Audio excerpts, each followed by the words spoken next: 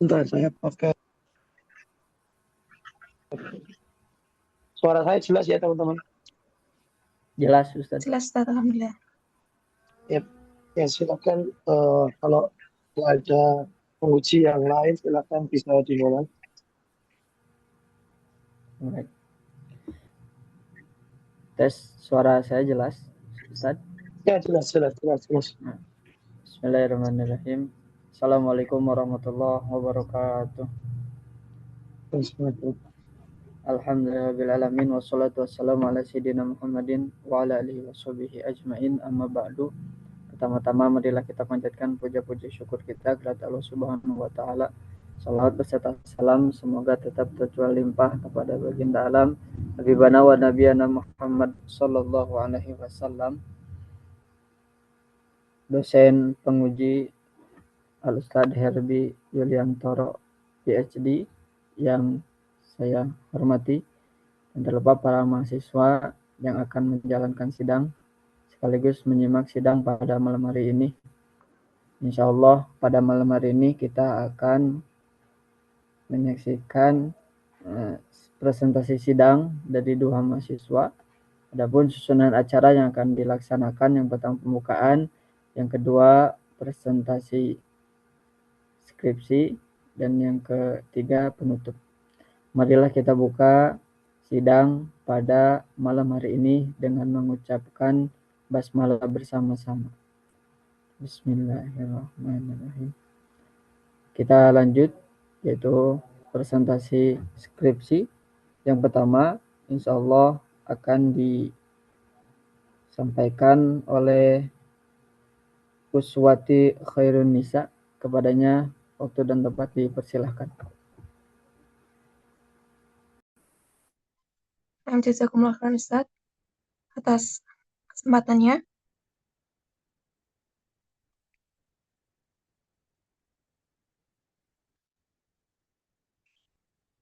Bismillahirrahmanirrahim. Assalamualaikum warahmatullahi wabarakatuh. Yang terhormat Al-Ustadz Herbi Yuliantoro, SSI, MNLC, SPDI, PhD, serta rekan-rekan yang saya hormati. Pada kesempatan ini, saya akan mempresentasikan hasil penelitian yang berjudul Manajemen Pembelajaran Tahfidz Al-Quran dan implikasinya terhadap kualitas bacaan dan hafalan siswa di PKBM Al-Madinah Cipogo, Kabupaten Boyolali.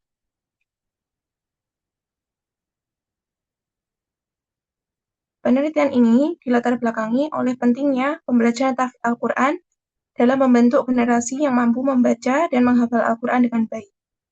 Pembelajaran tahfidz Al-Quran merupakan salah satu program unggulan dalam pendidikan agama Islam. Tujuan pembelajaran tahfidz tidak hanya untuk meningkatkan jumlah hafalan, tetapi juga menjaga kualitas bacaan agar sesuai dengan kaidah tajwid. Namun, berdasarkan hasil observasi awal di PKBM Al-Madinah Cipogo, masih ditemukan beberapa permasalahan. Yang pertama, masih terdapat siswa yang belum mencapai target hafalan.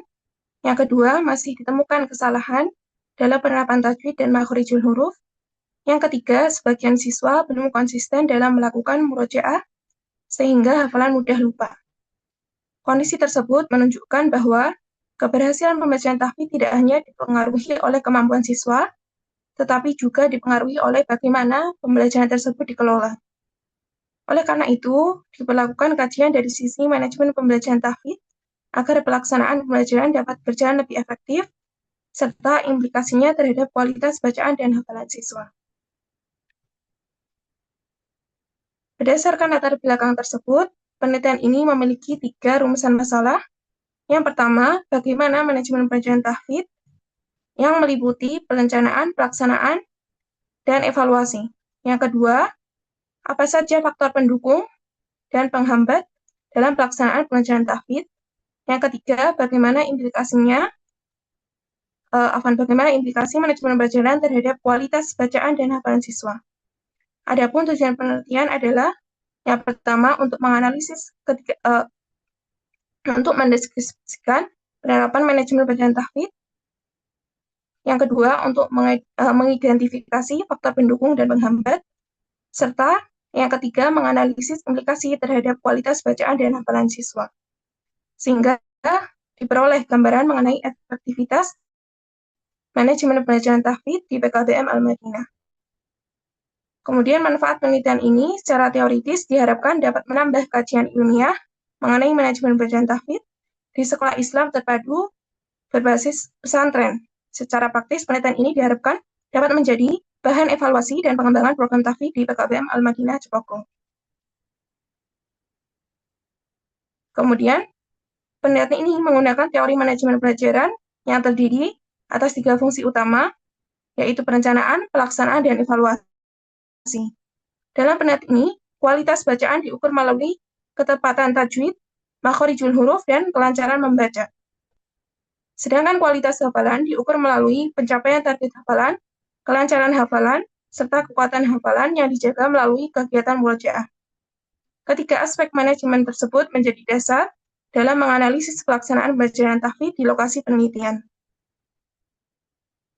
Kemudian penelitian ini juga didukung oleh beberapa kajian terdahulu, di antaranya penelitian Alwi tahun 2022 yang menyatakan bahwa manajemen pembelajaran tahfidz berpengaruh terhadap kualitas bacaan dan hafalan, serta penelitian Abdullah tahun 2021 yang menunjukkan bahwa penelitian tahfidz masih banyak berfokus pada metode hafalan dan belum banyak membahas aspek manajemen, khususnya di PKBM berbasis pesantren.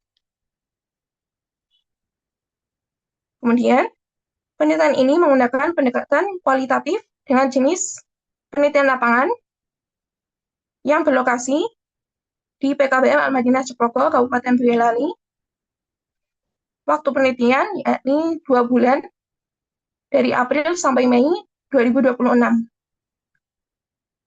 Kemudian informan penelitian terdiri atas koordinator PKBM, koordinator tahfidz putri, dan beberapa siswi yang mengikuti program tahfidz. Data dikumpulkan melalui observasi, wawancara, dan dokumentasi. Selanjutnya, data dianalisis menggunakan model Mills and Huberman yang meliputi reduksi data, penyajian data, dan penarikan kesimpulan. Berdasarkan hasil penelitian diperoleh bahwa manajemen pembelajaran tahfidz di PKBM Al-Madinah telah berjalan secara terstruktur. Pada tahapan perencanaan, pihak PKBM telah menetapkan target hafalan sesuai kemampuan siswa, kemudian menyusun jadwal pembelajaran, dan menentukan standar kualitas bacaan. Pada tahap pelaksanaan, pembelajaran dilakukan melalui sistem halakoh dengan kegiatan tahsin, setoran hafalan, dan murojaah secara rutin. Sedangkan pada tahap evaluasi dilakukan melalui evaluasi berkala dan pemantauan perkembangan setiap siswa dari buku pantauan hafalan. Dengan adanya manajemen yang terstruktur tersebut, proses pembelajaran berjalan lebih terarah dan memudahkan guru dalam memonitor perkembangan hafalan siswa. Penelitian ini juga menemukan adanya faktor pendukung dan faktor penghambat. Faktor pendukung meliputi adanya dukungan kebijakan dari lembaga sekolah, kompetensi guru tahfidz, keterlibatan orang tua, serta tersedianya sarana dan prasarana yang memadai. Sedangkan faktor penghambat meliputi keterbatasan waktu karena adanya integrasi kurikulum, perbedaan kemampuan siswa dalam menghafal, serta motivasi belajar siswa yang terkadang mengalami penurunan. Berdasarkan temuan penelitian, manajemen pembelajaran tahfidz memberikan implikasi yang positif terhadap kualitas bacaan dan hafalan siswa. Pembinaan tahsin yang dilakukan secara konsisten mampu meningkatkan ketepatan bacaan siswa. Selain itu, adanya target hafalan yang jelas serta evaluasi yang berkelanjutan membantu siswa mencapai target hafalan dan menjaga hafalannya melalui kegiatan murojaah. Dengan demikian, manajemen pembelajaran menjadi salah satu faktor penting dalam meningkatkan kualitas pembelajaran tahfidz. Berdasarkan hasil penelitian dapat disimpulkan bahwa yang pertama, manajemen pembelajaran tahfidz di PKBM Al-Madinah telah dilaksanakan melalui tahap perencanaan, pelaksanaan, dan evaluasi secara sistematis. Kedua, terdapat faktor pendukung berupa dukungan lembaga, guru, orang tua, dan sarana-prasarana yang memadai, serta faktor penghambat berupa keterbatasan waktu, perbedaan kemampuan siswa, dan fluktuasi motivasi belajar. Yang ketiga, manajemen pembelajaran tahfidz memberikan implikasi positif terhadap peningkatan kualitas bacaan dan hafalan siswa. Adapun saran dari penelitian ini adalah perlunya optimalisasi manajemen waktu pembelajaran, penguatan motivasi siswa, serta pengembangan sistem evaluasi tahfidz yang lebih variatif. Selain itu, penelitian selanjutnya diharapkan dapat mengkaji manajemen pembelajaran tahfidz dengan pendekatan dan objek penelitian yang lebih luas. Demikian presentasi hasil penelitian yang dapat saya sampaikan. Saya menyadari bahwa penelitian ini masih memiliki keterbatasan, sehingga saya sangat mengharapkan kritikan dan masukan serta saran yang membangun demi penyempurnaan penelitian ini. Jazakumullah khairan atas perhatian dari Ustadz Herbi Yulianto selaku dosen penguji. Mohon maaf atas kesalahan dan kekurangan dalam penyampaian. Wassalamualaikum warahmatullahi wabarakatuh. Waalaikumsalam warahmatullahi wabarakatuh. Lanjut yang kedua Ustaz atau ini ada sesi tanya jawab kan ya setelah Iya. setelah presentasi. Oke. Baik. Tadi untuk Mbak Uswati Khairunisa maksudnya hasil yang didapatkan dicantumkan belum ya? Maksudnya bagaimana cara mengolah datanya dan seterusnya. Saya cuma penasaran aja apa mungkin di bagian di metode penelitiannya Ustaz? Bukan kan di bagian hasil dan pembahasan tadi. Coba ke bagian slide hasil dan pembahasan coba.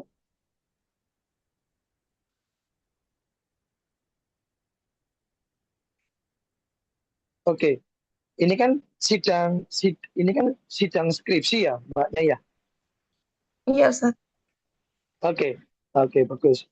Terus yang Ana harapkan itu kalau waktu sidang skripsi teman-teman semua juga di sini mencantumkan apa namanya?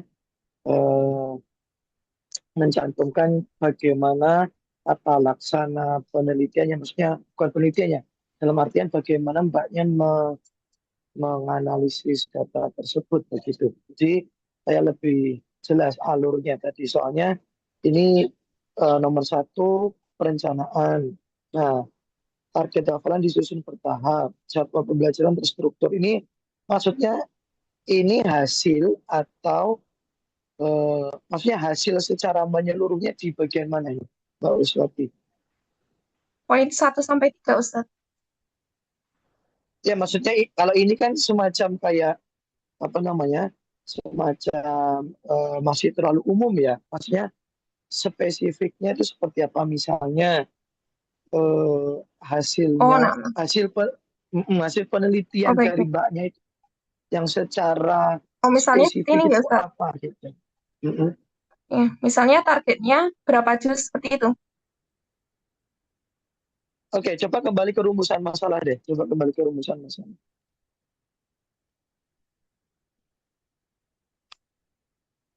Oke, bagaimana manajemen pembelajaran tahfidz? Oke, nomor 2 apa faktor pendukung? Nomor 3 bagaimana implikasinya? Nah, apakah temuan-temuan ini Mbaknya tadi jelaskan gitu loh di bagian hasil dengan data yang Mbaknya sudah dapatkan gitu. Ya, maksudnya di bagian mananya di slide-nya ada nggak kira-kira? Coba ada, Ustaz. lihat dulu. Coba. Jadi bagian yang pertama, jadi bagaimana manajemen tadi? Ini start point 1 sampai 3. Jadi dari perencanaan. Ya, oke, ini kan hasil yang pertama kan, untuk menjawab yang manajemennya tadi bagaimana. Jadi yang pertama mereka membuat perencanaan, begitu kan? Baik. Terus nomor 2 mereka melaksanakan sistem halaqah, ya kan? Nomor 3 mereka melakukan sistem evaluasi, maksudnya di pesantren itu sendiri. Ini menjawab pertanyaan pertama. Nah, pertanyaan kedua dan ketiga di mana ini jawabannya? Pertanyaan yang kedua, faktor pendukung dan penghambat ini, Ustaz. Ya, faktor pendukung dan penghambat. Nah, ini Mbaknya ini mengumpulkan datanya itu dari dari data survei atau mungkin pengamatan atau bagaimana tadi Mbaknya? Jadi observasi dulu Ustadz, kemudian wawancara, lalu dokumentasi. Terus Mbaknya mereduksi semua hal itu untuk menjadi ini gitu ya. Nah, Ustaz. Oke. Faktor pendukungnya ini sudah. Terus keterbatasan waktu. Oke, keterbatasan waktu maupun siswa. Oke. Terus yang nomor 3 apa kira-kira? Yang nomor 3 ini, Ustaz. Jadi, dampak manajemen pelajaran tahfidz terhadap kualitas bacaan dan hafalan siswa. Dampak. Hmm, Ya.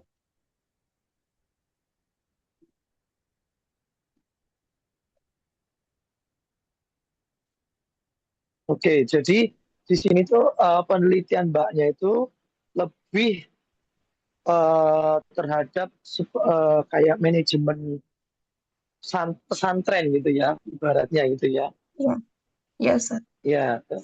Nah, terus tadi faktor pendukung penghambat sudah disampaikan itu dari hasil data analisis yang Mbaknya dapatkan. Terus yang ketiga ini adalah dampaknya. Oke, nah berarti kan Mbaknya ini ingin menggambarkan bagaimana sistem tahfidz itu berjalan di pesantren tersebut. Benar nggak nih Mbaknya kira-kira? Oh, benar, Ustaz, benar.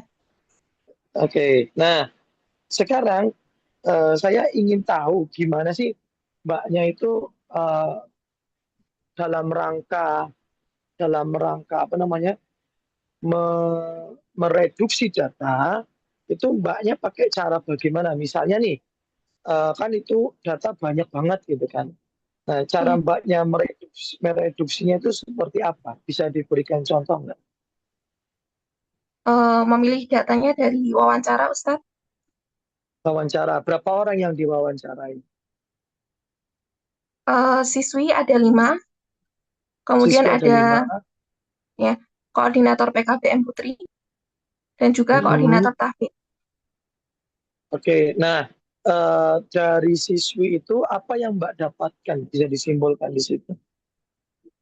Seperti tadi, Ustaz, contohnya di faktor penghambat, Ustaz.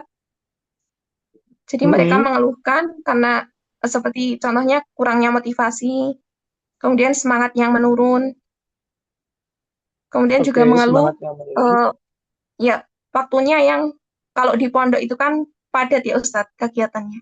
Seperti Ya. itu. Mm-mm. Oke, bagus. Jadi bisa dapat dari sisi santrinya gitu ya. Ya, Terus juga dari sisi gurunya, kesimpulan apa yang didapatkan di situ, Mbak? kesimpulannya Ustadz. Mm-mm. Ya.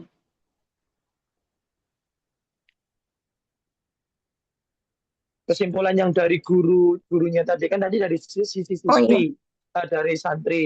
Sekarang kesimpulan dari guru yang didapat terus direduksi jadi kesimpulan tadi yang banyak sampaikan itu apa?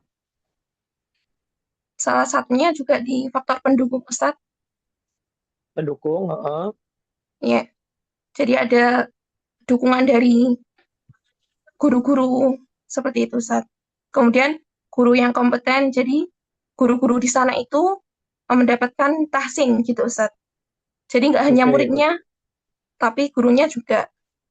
Kemudian juga sarana prasarana yang memadai. oke, bagus.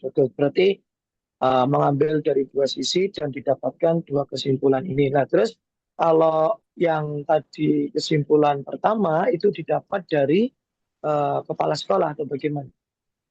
Yang mana Sisi Ustadz? pengamatan. Yang kesimpulan pertama, yang manajemen. Oh ini, Yes, ya, Eh, yang ini koordinator tahfidz Putri Ustadz. koordinator Taufik Putri. Itu melalui wawancara gitu ya. Ya, melalui wawancara. Oke, bagus. Terus yang ketiga tadi itu didapat dari siapa kira-kira? Yang ini Ustadz, Iya, ya, yes. yang ini itu Ustadz lebih ke teori-teori Ustadz. Jadi penelitian yang Ya. terdahulu. Jadi Penelitian yang Ana lihat, terdahulu. Hmm, dilihat dari gimana ya? PKBM di sini, kemudian ya Terus gimana dilanjutkan? Heeh. Ya, Dari kemudian PKBM Ana tersebut. itu, ya, Ana kaitkan dengan kajian teori yang sudah Ana cari. Oke. Nah, ini yang jadi permasalahan utama ini ya, saya yang ketiga ini malah justru. Kenapa? Karena di sini Mbaknya mengatakan manajemen pembelajaran tahfidz mampu. Kata mampu di sini itu hati-hati meningkatkan kualitas Analisa. bacaan melalui pembinaan tahsin. Oke. Apakah itu benar-benar terbukti ataukah tidak? Berarti Mbaknya itu harus ada uji pembanding di sini kalau meningkatkan kualitas bacaan.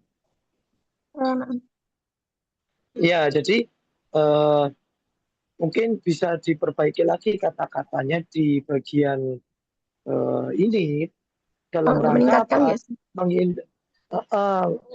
Dalam rangka untuk menghindari misinterpretasi dari pembaca, misalnya kayak saya kan, saya bukan penelitinya di sini, sehingga ketika saya membaca, makanya saya tadi bingung, ini dapat dari mana meningkatkan kualitas bacaan, sedangkan kalau nggak salah penelitian yang hasil pertama dan kedua itu Mbaknya tidak memberikan informasi bahwa setelah ini diaplikasikan ini akan menjadi seperti ini gitu. Paham ya Mbaknya ya? Nah, ya paham sih. Ya, jadi di sini bukan meningkatkan, mungkin bisa diganti dengan kata-kata misalnya manajemen pembelajaran tahfidz di pesantren ini itu ya, itu bisa Ya, membantu, oke, membantu nah, untuk apa, misalnya kalau kata-kata membantu kan bisa jadi iya, bisa jadi enggak nantinya, oke, oh atau iya. atau ya membantu eh, Membantu. membantu untuk kualitas bacaan ya, melalui program pembinaan tahsin. Atau gini, dengan adanya pembelajaran tahfidz yang ada di pesantren, diharapkan, ini kan ketiga, ya kan, kesimpulan ketiga, Iya. diharapkan dapat membantu memperbaiki kualitas bacaan melalui pembinaan tahfidz. Yang kedua, Hmm. eh, meningkatkan ini diganti juga karena Mbaknya di sini tidak punya pembanding yang sebelumnya. Jadi harus ada starting point dulu Mbaknya kalau mau ngomong peningkatan. Karena di sini Mbaknya studinya itu studi deskriptif, yang mana Mbaknya itu cuma menggambarkan, bukan membandingkan. Itu dibedakan di situ ya. Hmm. Nah, jadi Oh iya. ini coba direvisi untuk kesimpulan atau penemuan ketiga ini, Hmm. dan juga deskripsinya itu silakan direvisi di bagian itu agar tidak membuat pembaca itu salah paham. Oh, ini mbaknya melakukan pembanding atau tidak. Terus saya terakhir, pertanyaan terakhir, kira-kira penelitian mbaknya itu ya, itu kira-kira kekurangannya apa gitu, kekurangannya? Kekurangannya Ustaz. Ya, kekurangan dari penelitian mbaknya apa gitu. Bukan kekurangan dari sistem tahfidznya ya, tapi kekurangan dari penelitian mbaknya itu apa kira-kira?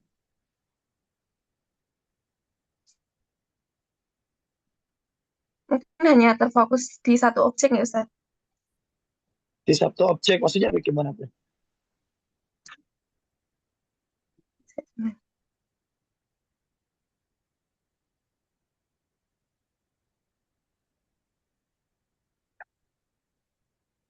Jadi hanya di satu lembaga pendidikan Ustaz.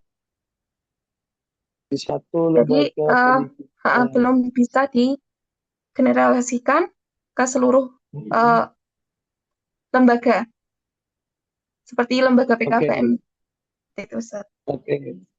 Ya, itu mbaknya tulis nggak itu deskripsinya mbaknya melalui kekurangan penelitian? Ana tulis Ustaz. Tulis ya, oke, bagus. Jadi kita harus mengakui juga kekurangan penelitian kita itu di mana, itu harus ditulis. Terus saran juga sudah ditulis ya, kesimpulan tadi tolong diperbaiki. Terus Hmm. metode juga sepertinya sudah saya lihat dari mbaknya, cara mereduksi data juga sudah baik. Tadi sudah ada kesimpulan dan seterusnya. Ya udah, kayaknya cuma itu aja sih untuk dari saya ya. Jadi saya nggak ada komentar banyak untuk di bagian studi deskriptifnya. Tadi yang bahasan ketiga minta tolong diubah semua sehingga tidak menimbulkan misinterpretasi. Dan kalau bisa Mbaknya cantumkan juga di skripsi terutama mengenai struktur organisasi di pesantren tersebut, terutama di bagian tahfidnya gitu. Ya, itu di bagian awal-awal Ditambahkan pembahasan. struktur organisasi nggak, Ustaz? Ya, terutama di bagian sisi pembelajaran tahfidz tasimnya ya. Gitu. Jadi orang tuh paham ada berapa guru, ada berapa santri gitu kan. Jadi ada datanya semuanya di situ. Oh, sebenarnya kalau data siswa sudah Anda cantumkan, Ustaz? Ya, kalau data siswa biasanya sudah, maksudnya kayak Iya. struktur pengajar gitu kan, mungkin ada pengajar Kalau siapa data gurunya, itu lebih ke tahfidz atau data guru umum, Ustaz? Karena mbaknya ini cuma bahas tahfidz, itu saya sarankan ke tahfidz saja. Berarti struktur organisasi guru tahfidz gitu ya, Ustaz? Ya, sehingga orang tahu oh ini bagaimana sih strukturisasi sistem, karena mbaknya di sini ngomongin manajemennya, jadi harus ngomongin manajemen atau apa namanya kerangka organisasi, terutama di departemen tahfidznya itu sendiri itu bagaimana gitu. Baik, Ustaz. Ya, oke. Ya sudah, sepertinya itu aja, tidak perlu berpanjang lebar. Saya minta untuk perbaikan itu aja. Oke, barakallahu fiik. Semoga bisa lebih sukses ke depannya. Apa namanya? Kalau silakan kalau mbaknya mau submit ke jurnal, silakan, ini juga bisa disubmit ya. Tinggal diolah aja kalau misalnya mau. Dan ya barakallahu fiik. Minimal Sinta Silakan berapa, untuk Ustaz? saya nggak menargetkan Sinta ya, maksudnya yang penting bisa dulu, atau misalnya mau nanti saya bimbing sama-sama dengan teman-teman yang lainnya, seperti itu. Ustaz. Baik, Ya. Ustaz. Jazakumullah, Ustaz, atas masukan dan sarannya. Ya, jazakumullah. Nah, kemudian selanjutnya, sidang yang selanjutnya akan disampaikan oleh Ustadz Thoriqul Huda. Waktu dan tempat kami persilahkan.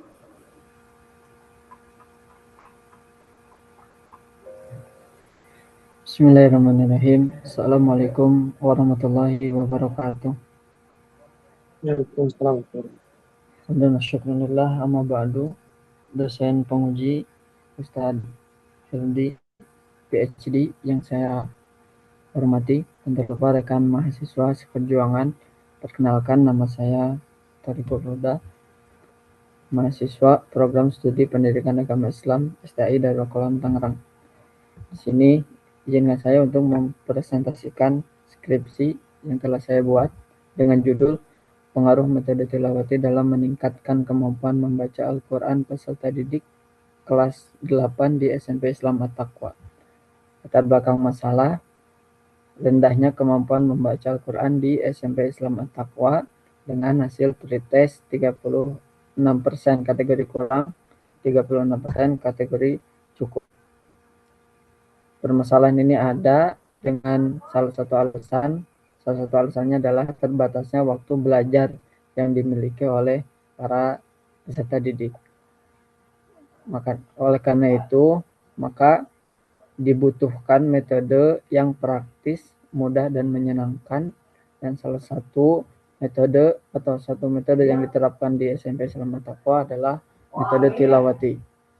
Untuk rumusan masalah yang pertama, bagaimana kemampuan membaca Al-Quran sebelum dan sesudah menggunakan metode tilawati. Yang kedua, apakah terdapat perbedaan sebelum dan setelah penggunaan metode tilawati. Yang ketiga, apakah terdapat pengaruh signifikan penggunaan metode tilawati terhadap kemampuan membaca Al-Quran peserta didik kelas 7 di SMP Islam At-Taqwa. Kemudian kajian teori, metode tilawati adalah metode atau tata cara belajar membaca Al-Quran yang memiliki ciri khas menggunakan lagu ros, serta menggunakan pendekatan pembiasaan metode klasikal dan teknik baca simak. Kemudian untuk kemampuan bacaan Al-Quran, ada 3 indikator. Yang pertama, kelancaran membaca. Yang kedua, ketepatan tajwid. Dan yang ketiga, ketepatan makhrijul huruf. Dan kerangka pemikiran, variabel X yaitu metode tilawati dan variabel Y adalah kemampuan membaca Al-Quran peserta didik. Kemudian rumusan hipotesis, HA terdapat pengaruh atau perbedaan, H0 tidak terdapat pengaruh atau perbedaan. Maka jika sig kurang dari 0,05 maka HA diterima dan H0 ditolak. Jika sig lebih dari 0,05 maka H0 diterima dan HA ditolak. Metode penelitian ini menggunakan metode pre-experimental design atau one group pre-test and post-test design, yaitu pre-test, kemudian treatment, kemudian post-test. Populasi dan teknik sampling. Untuk populasi ada 25 peserta didik di kelas 8. Untuk teknik sampling menggunakan total sampling. Kemudian teknik analisis data, yang pertama uji analisis statistik deskriptif, yang kedua uji validitas, uji normalitas. Kemudian untuk uji hipotesis ada 2, yang pertama menggunakan paired sample t-test untuk mengetahui perbedaan. Yang kedua, regresi linear sederhana untuk mengetahui seberapa pengaruh metode tilawati terhadap kemampuan membaca Al-Quran peserta didik. Untuk pengambilan data, yang pertama tes lisan, yang kedua observasi, dan yang ketiga dokumentasi. Kemudian hasil penelitian yaitu uji hipotesis, uji paired sample t-test, T-hitung minus 7,495. Sisanya lebih kurang dari 0,05 atau kurang dari 0,5. Maka kesimpulannya terdapat perbedaan signifikan kemampuan membaca Al-Quran peserta didik sebelum menggunakan tilawati dan setelah menggunakan tilawati.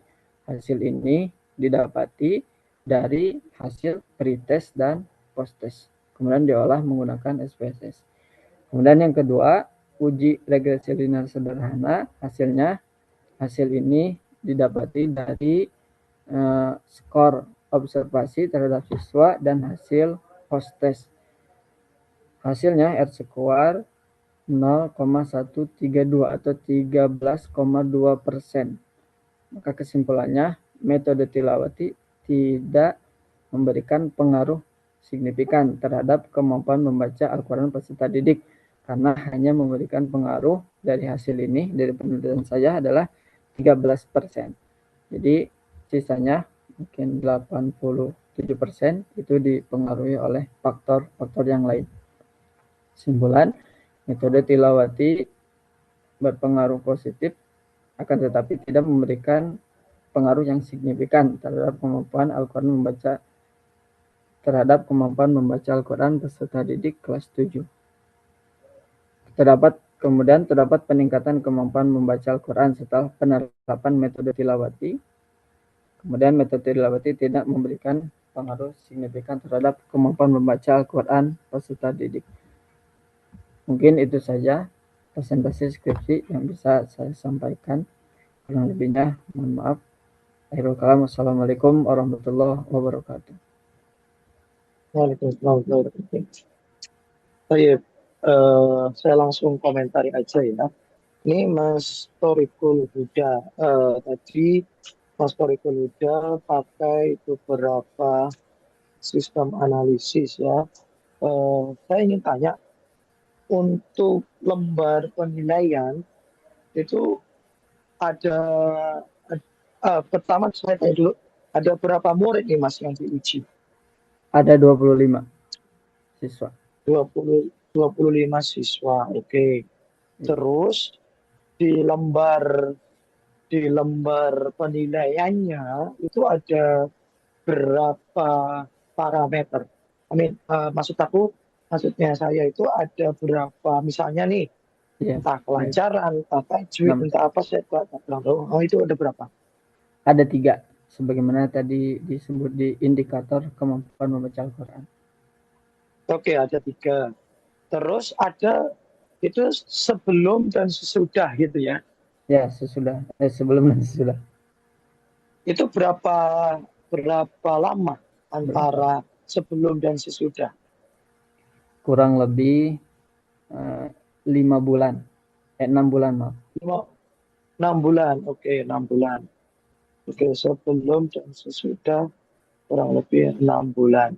Identifikasinya itu setiap tahap per bulan atau cuma awal sampai akhir? Awal dan Awal, akhir maksudnya. awal sampai akhir. Jadi pretest, Oke, setelah pretest baru treatment, setelah treatment baru post test. oke. Nah, pertanyaannya saya tadi, apakah sampel datanya itu cukup gitu? Kalau masnya pakai t-test itu tadi. Sampel data. Kan misalnya datanya kan 3 nih, masnya tidak punya replikasi di sini kan, cuma 1 replikasi aja, cuma data sebelum dan data sesudah, lalu tidak ada replikasi berapa kalinya. Nah, kira-kira datanya itu benar nggak tuh akhirnya nanti? Maksudnya di tesnya tadi. Benar, Saud. Karena mungkin Nah, saya penasaran tuh gimana masnya menganalisisnya. Maksudnya masnya pakai SPSS kan? ya, Ustaz. Masnya pakai SPSS. Nah, gimana tuh cara masnya untuk menangani itu? Saya cuma khawatir datanya itu kalau dalam bahasa statistiknya itu kayak overfit gitu. Karena datanya terlalu sedikit sehingga tesnya itu tidak bisa berlaku.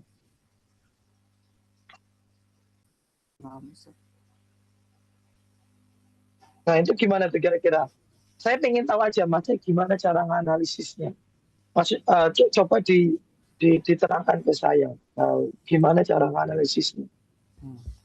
Cara pengolahan data mungkin ya untuk Ya, by rate itu dari pengolahan datanya, data pretest dan post test itu dimasukkan ke SPSS.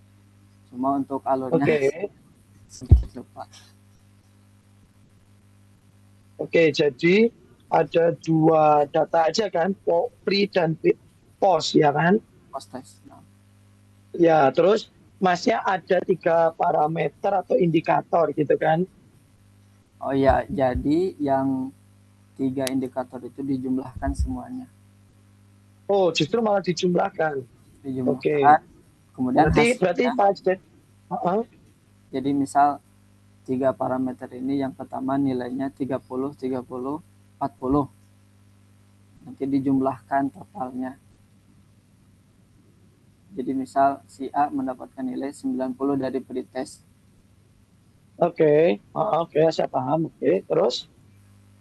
Nanti hasil akhirnya, hasil dari jumlah indikator yang tadi, baik pretest ataupun post test, itu dimasukkan ke SPSS.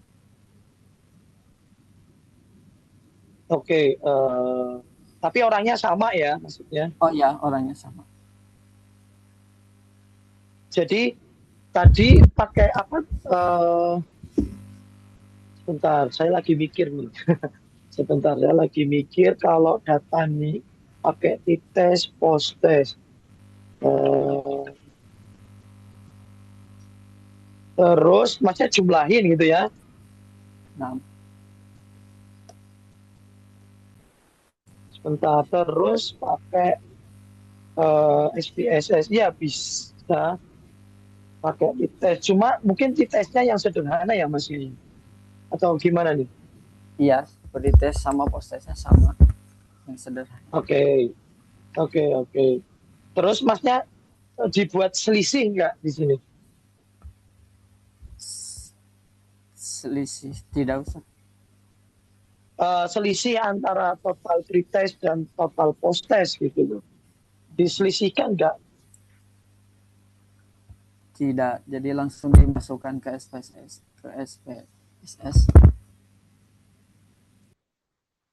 Oke, oke.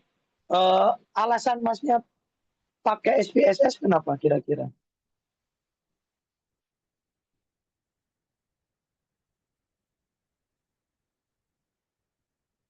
Halo, ini ke-mute ini.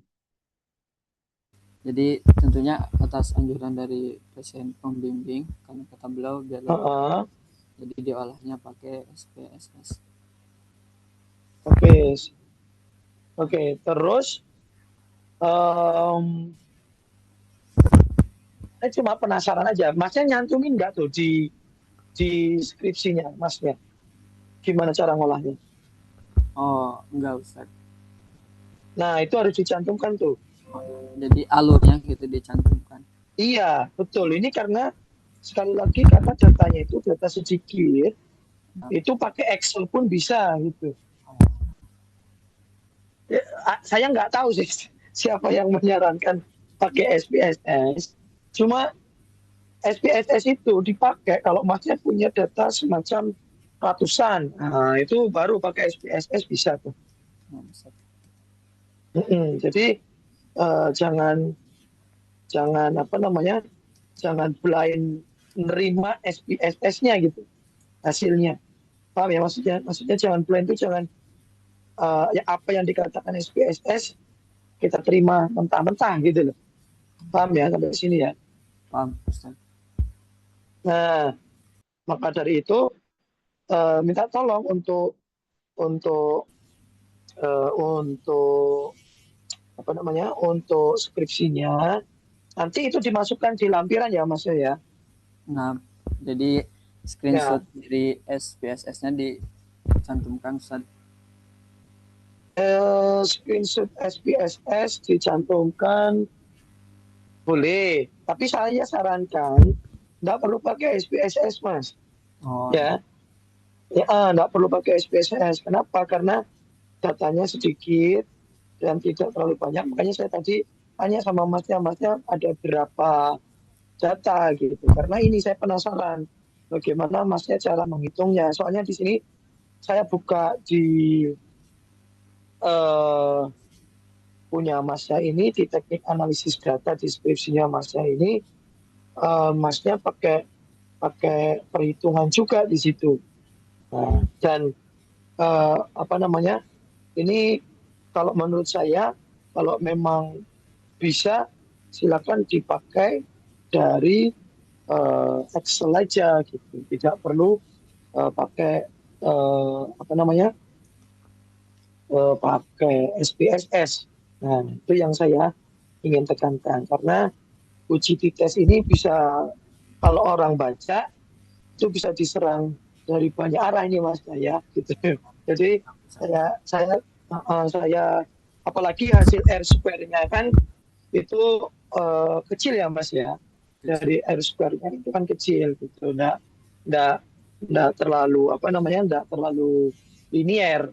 Cuma memang silakan di biar orang itu tidak apa namanya, tidak menaruh eh, apa namanya, hal yang tidak dengan skripsinya Masnya harus mencantumkan itu bagaimana cara mengolahnya di Excel file gitu, di Microsoft Excel itu gimana.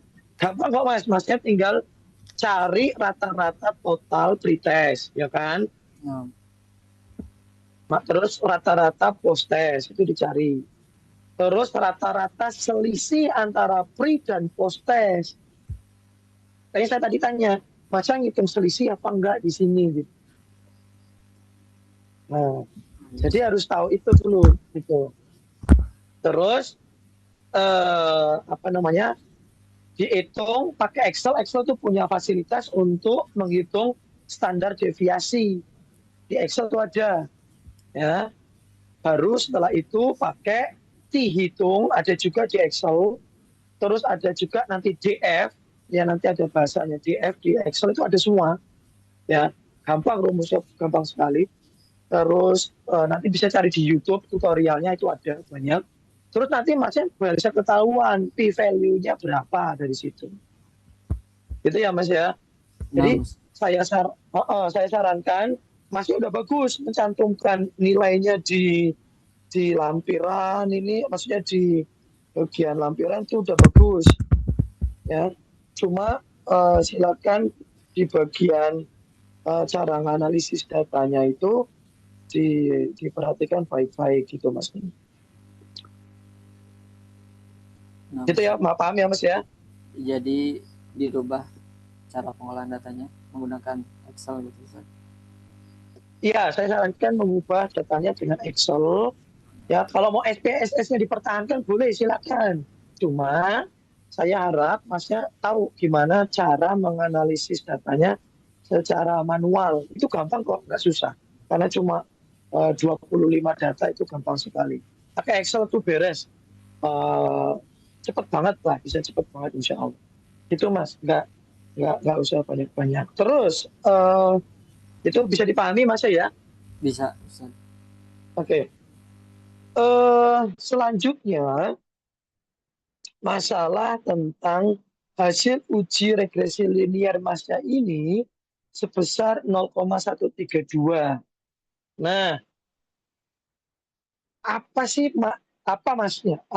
Masnya paham nggak maksud untuk makna dari R square itu apa gitu?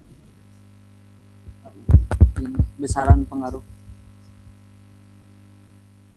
Besaran pengaruh apa Mas? Maksudnya apa? Besaran pengaruh metode tilawatil standar kemampuan membaca Al-Quran. Oke, nah ini yang perlu Masnya dan teman-teman semua garis bawah ya. Nilai R square itu ya bisa kita katakan besaran pengaruh, bisa. Cuma ini tuh bukan pengaruh secara linier, tapi dia itu hubungan, korelasi Mas. R square itu lebih tepatnya itu menggambarkan tentang korelasi. Oke, lebih tepatnya menghubungkan tentang korelasi. Nah, di sini kurang tepat kalau Masnya itu menyebutkan hal ini menunjukkan bahwa penggunaan metode tilawati memberikan kontribusi sebesar. Nah, itu dihindari Masnya. Kata-kata menghindari kontribusi sebesar berapa persen. Oke, kenapa? Karena sekali lagi uji R square itu lebih tepatnya itu adalah menghubungkan korelasi antara dua variabel. Oke, bukan menguji pengaruh. Itu harus dicatat baik-baik. Bukan uji kontribusi, bukan. Oke, bukan uji kontribusi. Tidak demikian. Uji kontribusi itu pasnya harus ada apa namanya? Harus ada titik nolnya dengan titik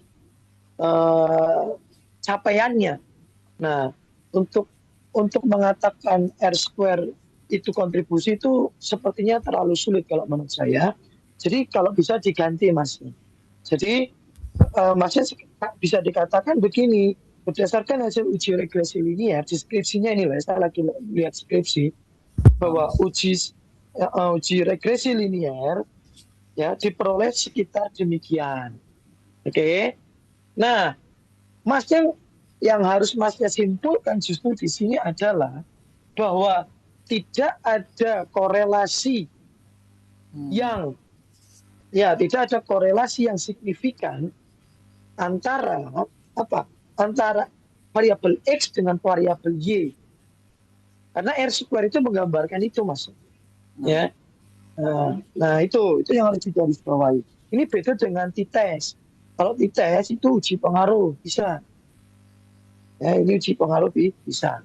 Nah, jadi tidak bisa Mas mengatakan kontribusinya sekitar sedemikian persen. Itu tidak bisa karena Mas tidak punya titik 0%-nya tadi. Bisa dipahami? Bisa Ustaz. Ya, jadi jangan sampai mengatakan kontribusinya sekitar demikian. Nah, terhadap kemampuan sedangkan 86,8% dipengaruhi faktor-faktor di luar penelitian. Itu belum tentu. Ya, itu belum tentu. Terus minta tolong direvisi tuh di di kesimpulan, di hasil, sebagian itu tolong direvisi bagian R² tadi. Pokoknya ngomong aja tidak ada korelasi yang cukup signifikan ya Jadi antara variabel X dengan variabel Y gitu Masnya. tidak ada hubungan. Bisa dipahami sampai sini Masnya? Bisa Ustaz. Jadi bukan Oke. tidak ada pengaruh ya. Bukan tidak ada pengaruh. Ya, bukan. Nah, pengaruh tadi yaitu yang Masnya titesnya tadi. Itu dari tites Masnya bisa mengatakan ada perbedaan signifikan gitu. Paham ya sampai sini ya? Paham. Iya, ya. Jadi hati-hati ketika kita menganalisis seperti ini, itu kalau berbicara tentang statistik tuh harus paham memang basic statistiknya cukup banyak sehingga hati-hati dengan kalimat-kalimat yang disampaikan. Nah, bukan salah dalam menganalisis, tapi salah menginterpretasikannya. Itu bisa jadi. Gitu ya, bisa dipahami ya. Bisa. Nah, terus satu lagi berkaitan dengan formatnya. Di sini saya lihat Masnya itu deskripsinya masih banyak masih banyak sebentar saya mau ngomong apa. Nah, masih banyak huruf-huruf yang di bold, yang ditebalkan. Oke. Di kesimpulan, di hasil itu banyak yang masih di hitam-hitamin, di marker. Terus hindari penggunaan bahasa Inggris yang tidak perlu. Adjusted apa tadi? Nah, saya tidak tahu itu maksudnya itu bagaimana, kenapa dipakai bold seperti itu tolong direvisi, diperbaiki bagian itu sehingga tidak menimbulkan kerancuan. Hindari penggunaan istilah-istilah yang sulit. Oke. Nah, itu yang diperbaiki bagian itunya. Terus apa lagi ada enggak? Tabel sudah bagus, lumayan. Terus validitas terus sudah lumayan. Nah, ini saya sarankan. Saya ingin tanya, kenapa Masnya pakai uji normalitas di sini?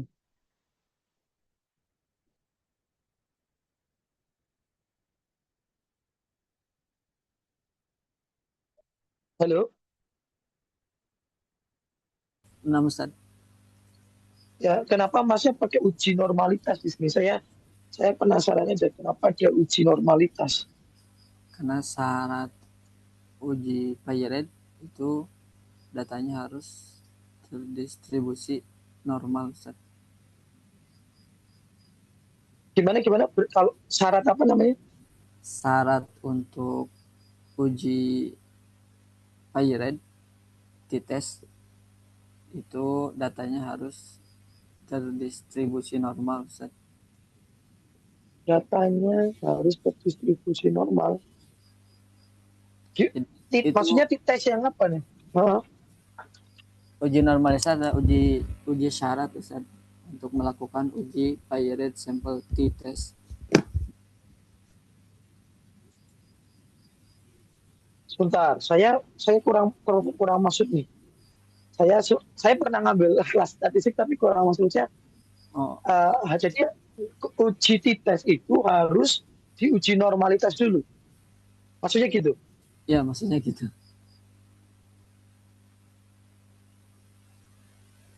Sebentar, saya lagi mikir apa benar. Coba sebentar ya.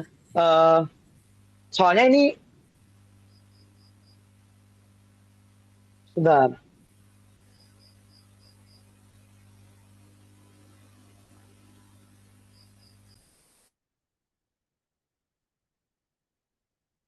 Oke, uji normalitasnya pakai Shapiro ya di sini ya. Betul, Masnya ya.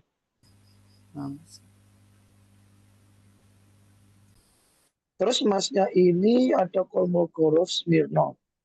Saya tahu ini cuma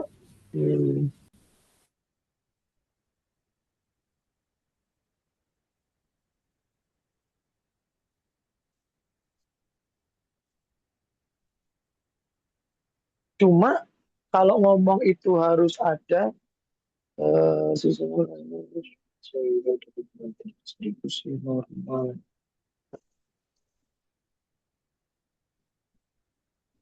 Oke, oke. Berarti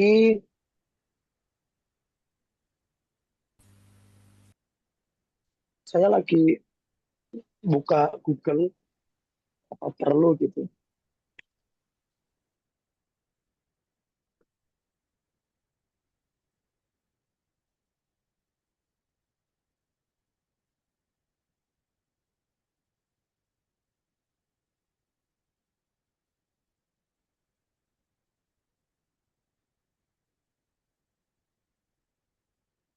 Oke, ya. Jadi eh sebentar ini kemana? Oke, ya, oke. Saya kurang paham. Oke, jadi Masnya uji normalitas untuk tahu datanya itu apakah terdistribusi normal atau tidak gitu ya Masnya ya. Nah, eh, ini Masnya, coba dibahasakan. Saya nggak baca semuanya ya. Coba dibahasakan. Ja- karena uji tes itu nggak harus uji normalitas Masnya ya. Itu Nah, itu hal yang berbeda. Itu hal yang berbeda. Oke. Uji tes itu bisa dilakukan kapan aja. Oke. Bisa dipahami sampai bisa, sini? bisa. Ya. Jadi uji tes itu bisa dilakukan kapan saja ya. De- Tapi bukan eh, bukan harus pakai uji normalitas. Uji normalitas itu What's the diameter for a Hamilton surge? 3.26. 26. Ya, 26. Ya, jadi yang Masnya yang lakukan ini bagus, ya saya katakan bagus. Cuma saya nggak tahu kalau di dalam skripsi atau di dalam terutama skripsinya ya, itu jangan sampai ngomong ini persyaratan untuk uji tes gitu ya. Itu saya nggak baca lengkap. Cuma kalau ada kata-kata demikian tolong dihindari. Ada Begitu ya Ustaz. Mas ya. Ya, ya, jadi mohon itu dihindari karena itu akan menyebabkan salah paham si pembaca begitu ya. Nah, jadi tes itu bukan selalu harus didahului oleh uji normalitas, tidak ya. Uji tes itu bisa dilakukan kapan saja, tapi ngomongnya gini, eh, agar uji tes eh, agar lebih tersistematis, agar lebih sistematis, maka uji normalitas didahulukan sebelum uji normalitas didahulukan sebelum uji tes untuk mengetahui uh, distribusi dari data tersebut. Itu ya Mas ya, bisa dipahami ya. Bisa Ustaz. Oke, nah saya minta tolong juga karena Masnya di sini mencantumkan uji normalitas, tolong dicantumkan juga di lampiran uji normalitasnya itu seperti apa, Nah, gitu Ustaz. ya. Nah, Ya, jadi ada koreksi-koreksi yang Masnya harus lakukan tadi. Oke, sepertinya itu saja Masnya. Terima kasih, sudah bagus, Insya Allah. nah, Ustaz. Udah Ustaz. Ya sudah, alhamdulillah sudah. Terima kasih Ya. kepada Ustaz Herwi Yulianto yang telah memberikan masukan dan juga saran kepada kami. Semoga bermanfaat. Semoga beliau senantiasa disehatkan oleh Allah Subhanahu wa taala. Alhamdulillah sidang pada malam hari ini telah selesai dilaksanakan. Kita menginjak ke acara yang terakhir yaitu penutup. Marilah kita tutup sidang pada malam hari ini dengan mengucapkan hamdalah dan doa kafaratul majelis.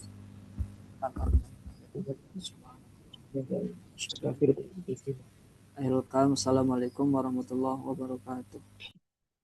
Waalaikumsalam warahmatullahi wabarakatuh.